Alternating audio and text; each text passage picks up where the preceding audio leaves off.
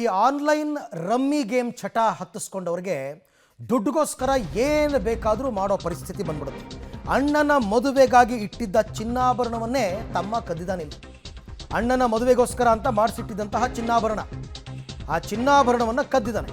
ಬೆಂಗಳೂರು ಪೊಲೀಸರು ಈಗ ಆರೋಪಿಯನ್ನು ಬಂಧಿಸಿದ್ದಾರೆ. ಇದೇ ತಿಂಗಳ 15ನೇ ತಾರೀಕೇನೋ ಮದುವೆ ಫಿಕ್ಸ್ ಆಗಿತ್ತಂತೆ.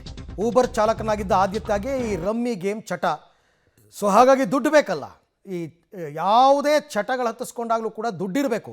ಇಲ್ಲ ಅಂದರೆ ದುಡ್ಡುಗೋಸ್ಕರ ಅವ್ರು ಏನು ಬೇಕಾದ್ರೂ ಮಾಡ್ತಾರೆ, ಮನೆಯಲ್ಲೇ ಕದೀತಾರೆ. ಇದು ಹಾಗೇ ಆಗಿರೋದು. ಅಣ್ಣನ ಮದುವೆಗೆ ಅಂತ ಮಾಡಿಸಿಟ್ಟಿರೋ ಚಿನ್ನ ಎಲ್ಲ ತಮ್ಮ ಕದ್ದು, ಅಂದರೆ ಮನೆಯಲ್ಲಿ ಯಾರೂ ಇಲ್ಲದೇ ಇರೋ ಟೈಮ್ನಲ್ಲಿ ಕದ್ದು ಅವೆಲ್ಲ ಮಾಡ್ಕೊಂಡಿರ್ತಕ್ಕಂಥ ಗಲಾಟೆ.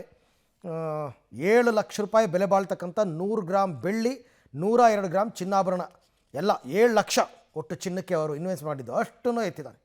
ಆಮೇಲೇನೋ ಪೊಲೀಸ್ ಕಂಪ್ಲೇಂಟ್ ಕೊಟ್ಟಾಗ ಇವನ ಮೇಲೆ ಅನುಮಾನ ಬಂದು ಟವರ್ ಡಂಪ್ ಲೊಕೇಶನ್ ಆಧರಿಸಿ ಕೊನೆಗೆ ಬೊಮ್ಮನಹಳ್ಳಿ ಪೊಲೀಸರು ಇವನನ್ನು ಅರೆಸ್ಟ್ ಮಾಡಿದ್ದಾರೆ.